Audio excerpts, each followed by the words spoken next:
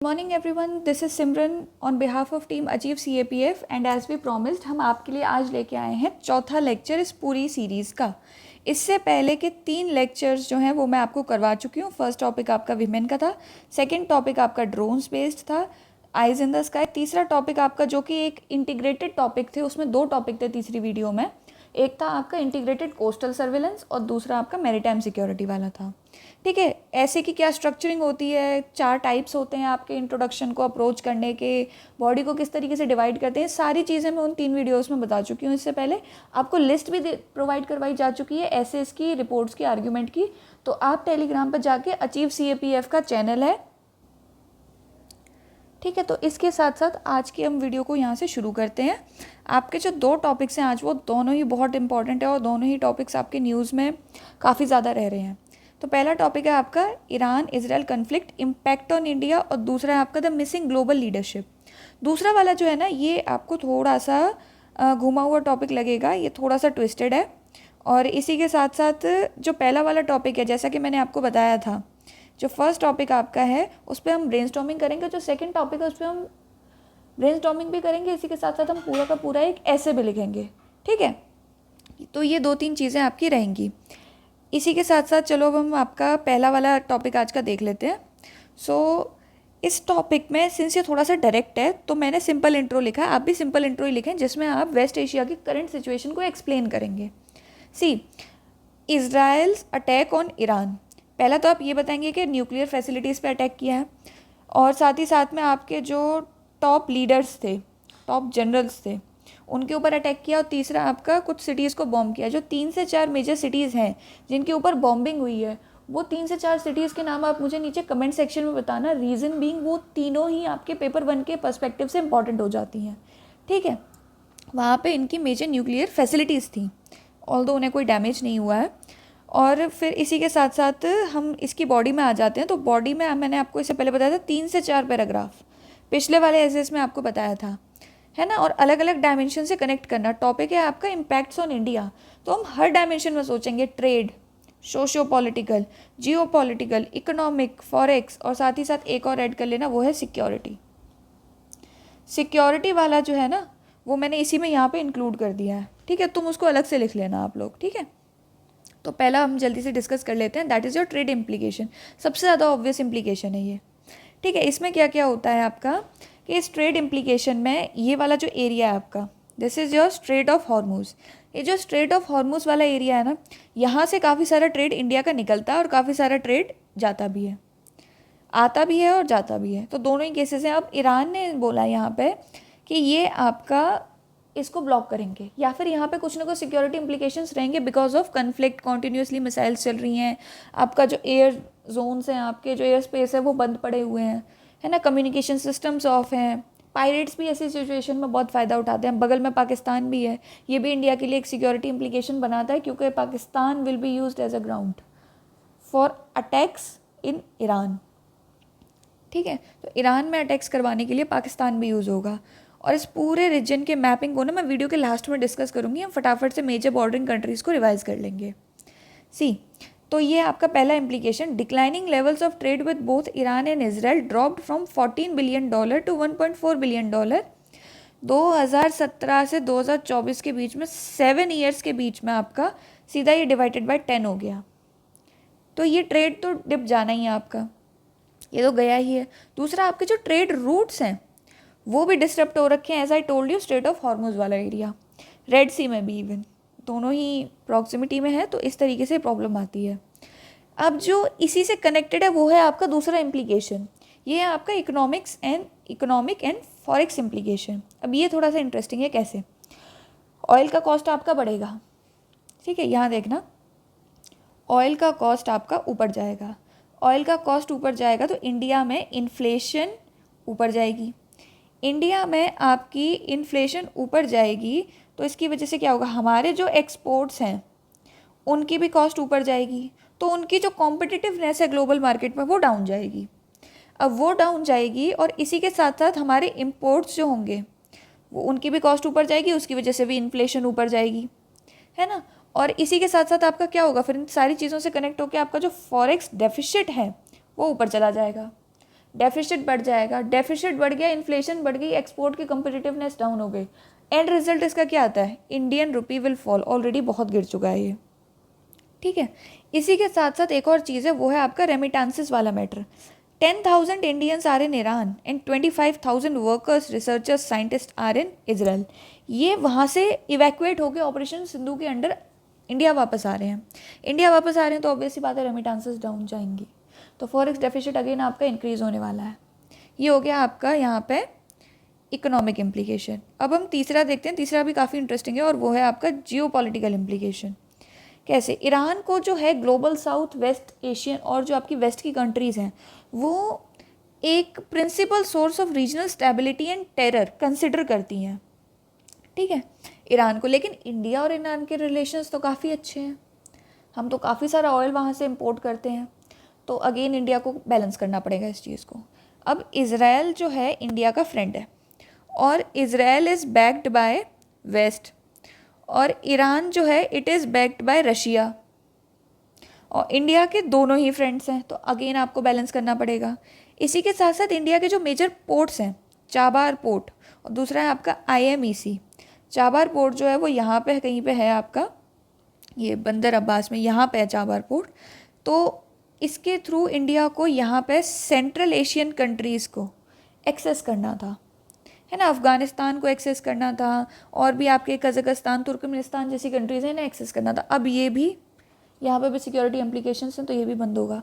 दूसरा था आपका IMEC का जो कनेक्शन होना था ना, यहाँ मैप में नहीं है, इंडिया के कोस्ट लाइन पे मुंबई है, मुंबई से कनेक्ट होकर वही चीज़ आपकी यहाँ चाबार पोर्ट पे पहुँचनी थी, और उसके बाद वही सेम चीज़ आपकी इस रूट के थ्रू या तो यहाँ से क्रॉस करनी थी, ये चीज़ एक्चुअली फिक्स्ड नहीं थी, या फिर ये लोग प्लान कर रहे थे कि ये लोग यहाँ से लेके जाएंगे, लेकिन इन दोनों ही केसेस में जो एक यहाँ से नहीं होगी शायद, बट ये फिक्स्ड नहीं है अभी भी। रीज़न बीइंग, और यहाँ पे आपका इजराइल में ना एक हफीफ करके कुछ एक पोर्ट है, Haifa, sorry I am so sorry, Haifa एक पोर्ट है आपका।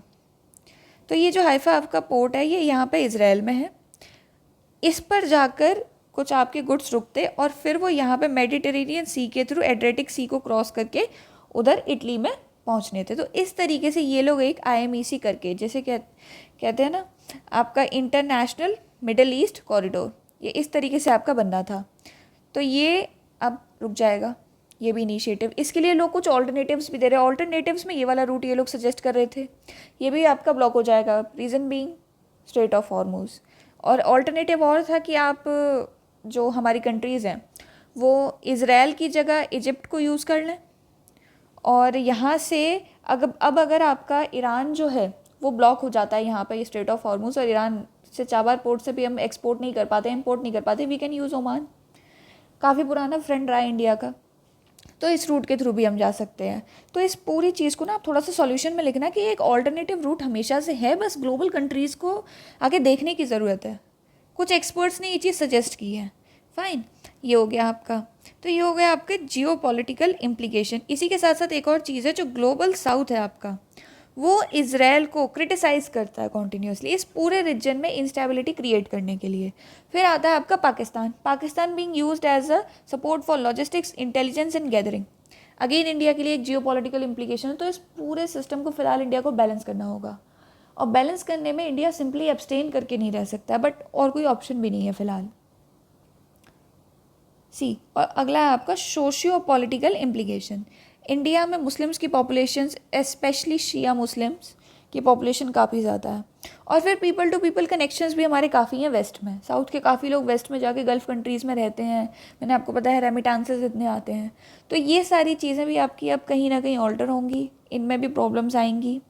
तो ये हो गया आपका सोशियो पॉलिटिकल इम्प्लीकेशंस। प्लस इसी के साथ साथ आपके कुछ बायलैटरल डायलॉग्स वगैरह हैं, उनमें भी इंगेजमेंट्स थोड़े से कम चले जाएंगे, है ना। बाकी कंट्रीज़ इंडिया से एक्सपेक्ट करेंगी कि इंडिया एक स्टैंड ले, बट हमारी पॉलिसी है नॉन अलाइनमेंट की, ठीक है। तो ये हो गया आपकी पूरी बॉडी डिस्कस। अब आ जाते हैं हम इसके सॉल्यूशंस पर।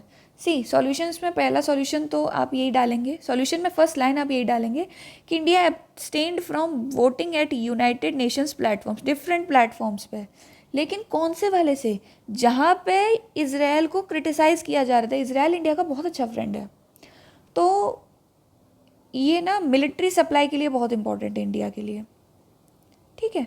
हमारी बराक मिसाइल वगैरह इन्होंने इंटीग्रेट की हैं, बनाई हैं, सॉरी, कोलैब करके। तो क्रिटिसिज्म वाले पोर्शन से इंडिया ने एब्सटेन किया था, इंडिया ने वोट नहीं किया था। लेकिन इसी की जगह पे अगर कोई रिजोल्यूशन यूएन पे आता है पीस के लिए, तो India will definitely vote for piece, इसको तो ये करेगा ही। दूसरा, इंडिया जो है अब ब्राज़ील में समिट अटेंड करने वाला है ब्रिक्स का। ऑब्वियस ही बात है, ब्रिक्स में जो है ग्लोबल साउथ की काफ़ी इंपॉर्टेंट इकोनॉमीज़ आती हैं, है ना। 30 to 40% के अप्रॉक्स में ग्लोबल जीडीपी कंप्राइज करते हैं। तो इस प्लेटफॉर्म पे यहाँ पे पीस के बारे में बात हो सकती है, चाइना नेगोशिएट कर सकता है। आपका ट्रैक टू डिप्लोमेसी का सिस्टम होता है, ठीक है। ट्रैक टू डिप्लोमेसी आपकी होती है। इसमें क्या होता है कि इंडिया जो है वो होस्ट बन सकता है पीस टॉक के लिए, जैसे यूएस बना था इंडिया पाकिस्तान के केस में। आपके I2U2 जैसे इनिशिएटिव्स हैं। इसी के साथ साथ इंडिया अपने एंड पर ट्रेड डाइवर्सिफिकेशन करेगा, ऑल सप्लाई यहाँ से काटेगा, क्योंकि रीजन बार बार कन्फ्लिक्ट में रहता है। रशिया से परचेज करेंगे, यूएस से परचेज करेंगे, ऑल्टरनेट शिपिंग रूट्स हम देखेंगे, है ना। तो INSTC करके भी आपका एक इनिशिएटिव है, international north south trade corridor बोलते हैं इसको, ठीक है। ये भी हैं, फिर IMEC भी है। तो ये सारे इनिशिएटिव्स हैं, प्लस कुछ और ऐसे प्लेटफॉर्म्स है SCO, ब्रिक्स, जहाँ पे कि पीस रिजोल्यूशन मूव किया जा सकता है। यहाँ पे भी ये लोग पीस के लिए एडवोकेट डेफिनेटली कर ही सकते हैं इंडिया। और फिर है आपके इंटरफेथ डायलॉग्स, जो इंडिया में मुस्लिम्स और ज्यूज़ की पॉपुलेशन, इंडिया में भी कुछ ज्यूज़ हैं, इसके थ्रू भी इन्हें भी इंगेज करके, जो इनके मतलब काफ़ी इन्फ्लुएंशियल लोग होंगे, बिजनेस में होंगे, कल्चरल एक्टिविटीज़ में कुछ लोग इन्वॉल्व होंगे, उन्हें भी इन्वॉल्व करके हम एक फाइनल पीस स्टैब्लिश करने के लिए एक रिजोल्यूशन ला सकते हैं। Global platform as a whole काम नहीं कर पा रहा है, UN नहीं कर पा रहा है, ये तो करेंगे। ये भी तो अब काफ़ी ज़्यादा ग्रो कर चुके हैं ना, SCO, ब्रिक्स वगैरह। तो इसका भी हम खास ध्यान रखेंगे सॉल्यूशंस लिखते टाइम। और लास्ट में फिर आपने इस पूरे बात पे बस कंक्लूजन लिखना है, वो आप अपने एंड पे अपनी तरीके से देख के लिखिएगा। तो इस तरीके से आपका पहले टॉपिक की ब्रेनस्टॉर्मिंग आज क्लोज हो जाती है। दूसरा टॉपिक मैंने अब आपको बताया था, द मिसिंग ग्लोबल लीडरशिप। ये मिसिंग ग्लोबल लीडरशिप आपकी हो क्यों रखी है? इसमें जब आप इंट्रोड्यूस करेंगे ना इस टॉपिक को, तो मैंने आपको आगे ऐसे में एक कोट लिखवाई हुई है, जब आपके सामने पूरा ऐसे आएगा। और इसी के साथ साथ ना मेजर कन्फ्लिक्ट्स को भी मेंशन करेंगे। तो हम पहले मैप के थ्रू मेजर कन्फ्लिक्ट्स देख लेते हैं। इंडिया वर्सेस पाकिस्तान पहला मेजर कन्फ्लिक्ट। दूसरा आपका अफ़गानिस्तान में इंस्टेबिलिटी क्रिएट हो रखी है, वहाँ पे तालिबान का रूल है। तीसरा है आपका यहाँ पे म्यांमार, अगेन कुआ रखा है। बांग्लादेश पूरी तरीके से इन्फ्लुएंस किया हुआ है पाकिस्तान ने, और वहाँ पे इंडिया फोर्सेस आ रही हैं अब। Yemen, known for Houthi rebels. Military को नाइजीरिया में, आपका माली में, लिबिया में, और लिबिया में शायद फ़िलहाल मिलिट्री को नहीं है, बट इंस्टेबिलिटी रहती है, सिविल वॉर्स हमेशा रहते हैं। डेमोक्रेटिक रिपब्लिक ऑफ कॉन्गो में, और इन्होंने जो है वो वेस्ट अफ्रीकन ब्लॉक है एक इकोवास करके, उससे एग्जिट भी कर लिया है, ठीक है। इसी के साथ साथ फिर आपका यहाँ पे आ जाता है ये रशिया यूक्रेन वाला एरिया, आर्मेनिया, अज़रबैजान। अभी अज़रबैजान ने कहा था कि इंडिया जो इनके कन्फ्लिक्ट को एस्केलेट कर रहा है, और अज़रबैजान जो है वो सपोर्ट में आया था पाकिस्तान के। ईरान और इज़राइल के बीच में तो आपकी लड़ाई हो ही रखी है, इज़राइल वर्सेस पैलेस्टीन भी हो रखा है, लेबनान। सीरिया में जो है वो मिलिट्री, असाद का जो आपका रिजीम था वो डाउन हो गया है। वहाँ पे भी अब एक लोकल उनका रीजनल ग्रुप है, जो कि वहाँ पे टेरर ग्रुप ही माना जाता है। वो लोग खुद को रिवोल्यूशनरीज बोलते हैं, फ्रीडम फाइटर्स बोलते हैं, बट वो वहाँ पे फ़िलहाल रूल कर रहे हैं। And they clearly said Israel को कि आप यहाँ पे आओ और आपको जितना एरिया कैप्चर करना है, you can come and capture. इस तरीके से इन्होंने ओपनली बोला हुआ है। तो ये हैं आपके कुछ मेजर कन्फ्लिक्ट्स, इन्हीं से हम इंट्रोडक्शन देंगे, लेकिन उससे पहले हम एक कोट भी डालेंगे, क्योंकि यहाँ टॉपिक है आपका द मिसिंग ग्लोबल लीडरशिप। इस मोमेंट पे UN के इंस्टीट्यूशंस को, बाकी इंस्टीट्यूशन को सबसे ज़्यादा एक्टिव होना चाहिए, बट दे आर नॉट, ठीक है। तो ये हो गया आपका इंट्रो वाला सेक्शन। दूसरा आ जाता है आपका बॉडी।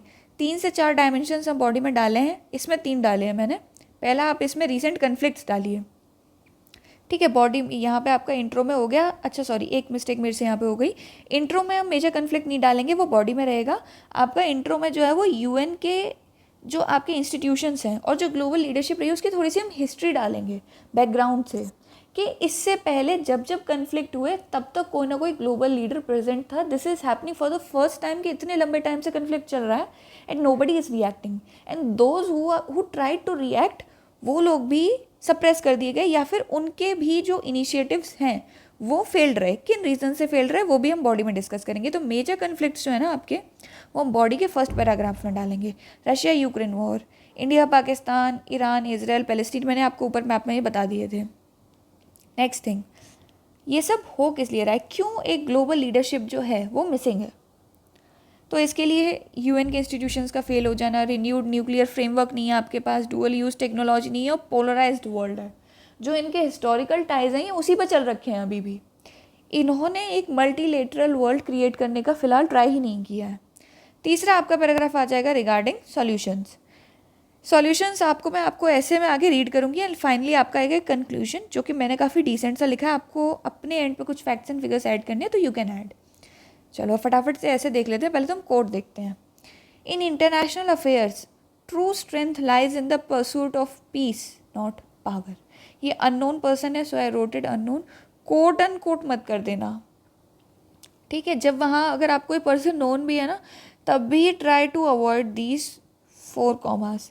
रीज़न बीइंग, जब भी कभी ये कोट और अनकोट होता है ना, तो उस टाइम पे अगर आपका एक भी कॉमा यहाँ से वहाँ हो गया, या फुल स्टॉप हो गया, या फिर उस इंसान ने जो बात जिस पंचुएशन मार्क के साथ लिखी थी या बोली थी वो एज इट इज़ होनी चाहिए। जब आप कोट अनकोट के कॉमास लगा रहे हैं, आपको एक एक कॉमा याद नहीं है, फुल स्टॉप याद नहीं है ना, अपर लेटर के वर्ड्स याद नहीं है, तो प्लीज़ अवॉइड इट। ये मत करना, ये जो कोट अनकोट है ऐसे सिंपल ओपन लिख देना बस, ठीक है। ये हो गया आपका कोट। अब फटाफट से हम इंट्रो देख लेते हैं। After world war II, all the developed and emerging nations pledged not to bring such a war again in the future, and hence United Nations was created in 1945. Since then, a UN peacekeeping force, along with other organizations, UNSC, WTO, has maintained peaceful international order. But for the first time, such leadership is missing. ये हो गई आपकी connecting line. मैंने इससे पहले वाले assess में बताया ना, एब्रप्ट हम नहीं लिखेंगे पैराग्राफ्स को, हमें कनेक्ट करना है दूसरे पैराग्राफ में ट्रांजिशन करने के लिए। See, the onset of Russia-Ukraine war in 2022 has sparked a new series of escalation.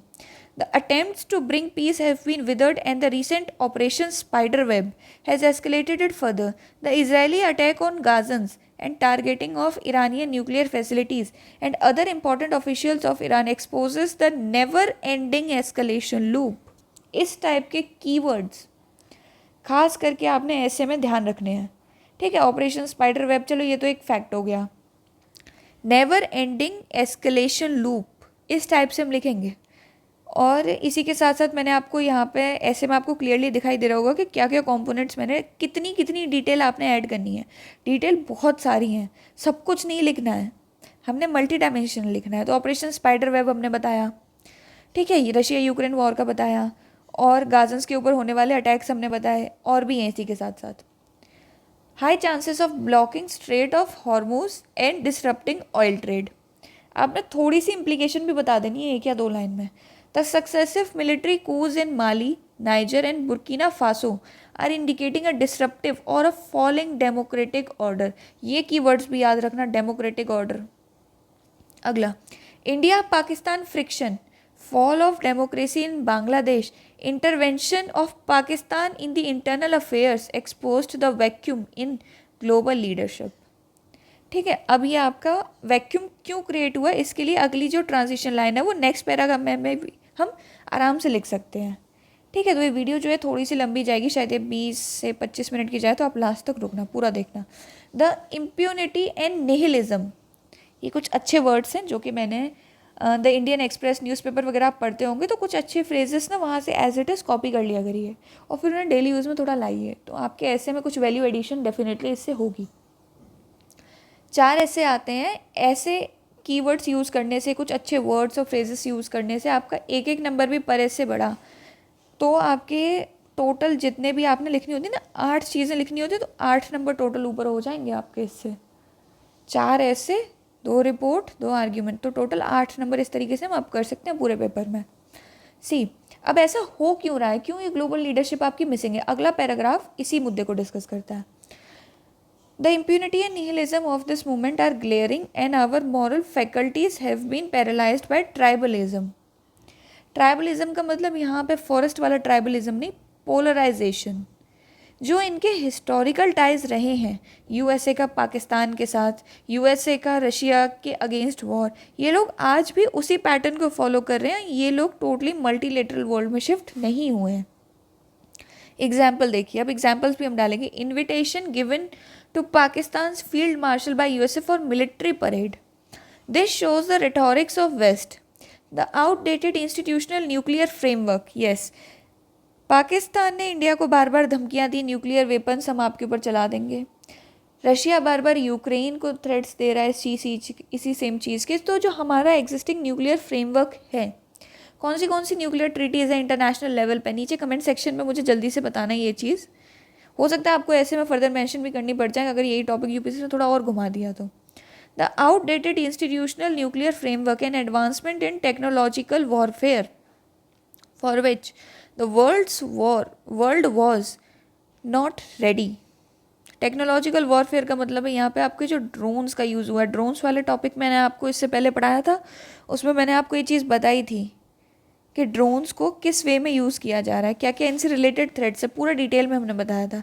The use of drones precision missiles is not well regulated, ठीक है, and most of the countries are busy in handling their own national tumults or they are busy in eliminating their regional rivalries.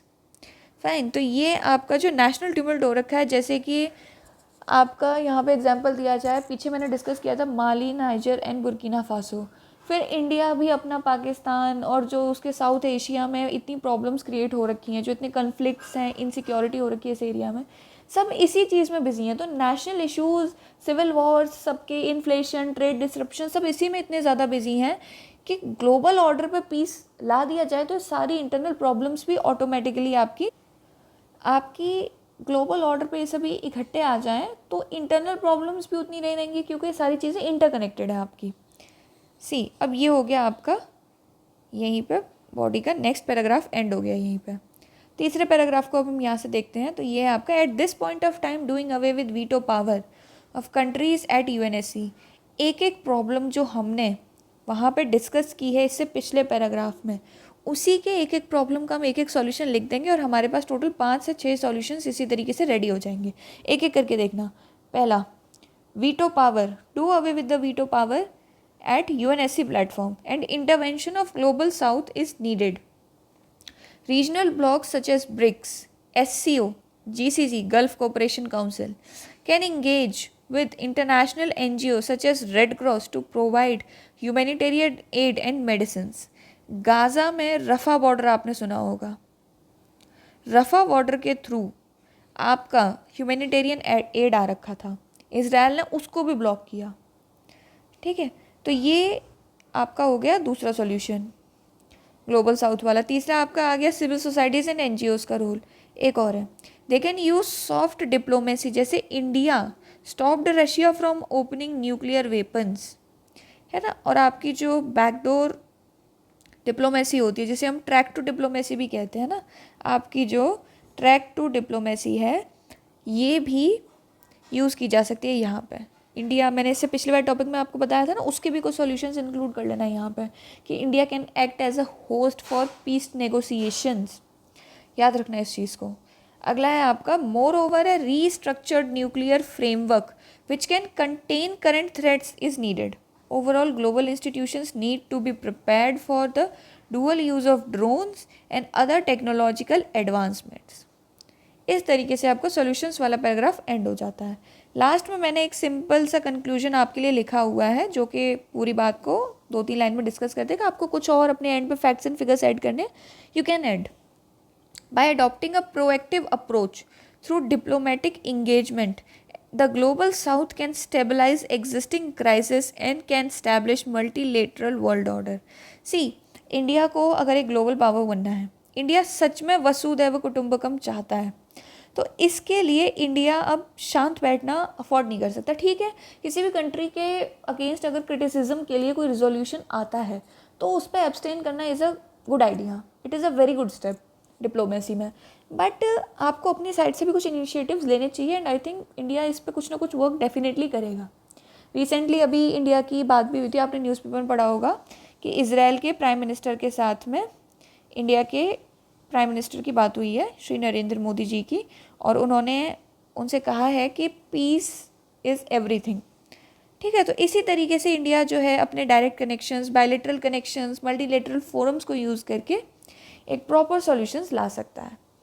अब इसके बाद वाली जो 2 से 3 videos आपके लिए आने वाली हैं, उनमें भी बहुत इंपॉर्टेंट टॉपिक्स आएंगे। आपके करंट में जितने भी ऑपरेशंस हुए हैं और आपके कुछ मतलब फ्लड्स के इश्यूज़ रहे हैं, बहुत सारी करंट में चीज़ें रही हैं, तो वो हम आने वाली रिपोर्ट की वीडियोज़ में डिस्कस करेंगे। So with this I am signing off.